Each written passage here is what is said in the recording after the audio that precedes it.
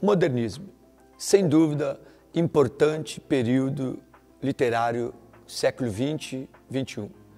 O modernismo, como se sabe, surge para ir contra o passadismo, parnasiano simbolismo. O modernismo, 3 fases. Primeira fase, 22 a 30, chamada fase da destruição. Passam 8 anos destruindo os parnasianos. Segunda, e com Oswald de Andrade, Mário de Andrade. Segunda fase, de 30 a 45, fase da construção. Deixam de se preocupar com os passadistas e agora vão tentar, pelos próprios pés, seguir caminho. E aqui nós temos poesia e prosa.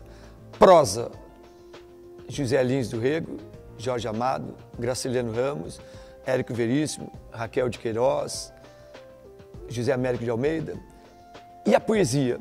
A poesia modernista da segunda fase, que é de 30 a 45, ela caracterizou-se pela consolidação das ideias já da primeira fase. Nós temos a coexistência do verso livre e do metrificado. Repare que a primeira fase é 100% verso livre, justamente para ir contra os parnasianos.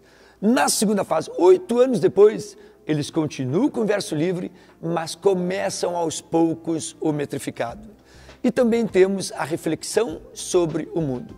Quem são os mais importantes e conhecidos poetas da poesia modernista segunda fase?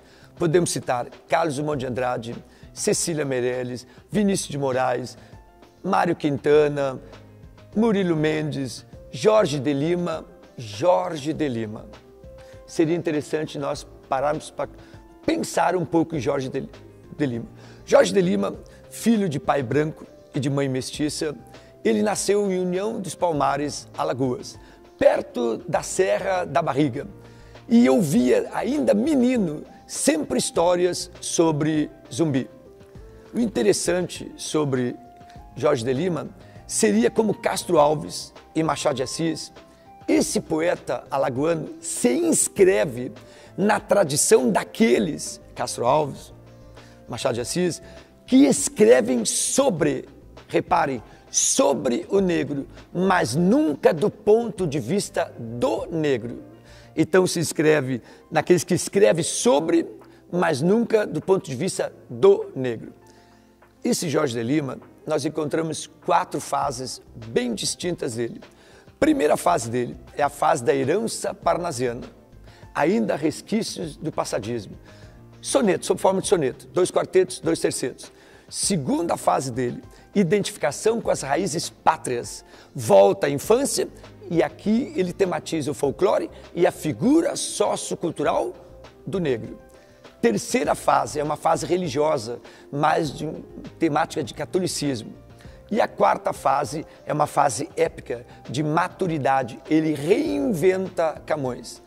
Porém, a principal fase dele é a segunda, aquela em que ele faz identificação com as raízes pátrias, que volta à infância, tematiza o folclore, e nós temos a figura sociocultural do negro.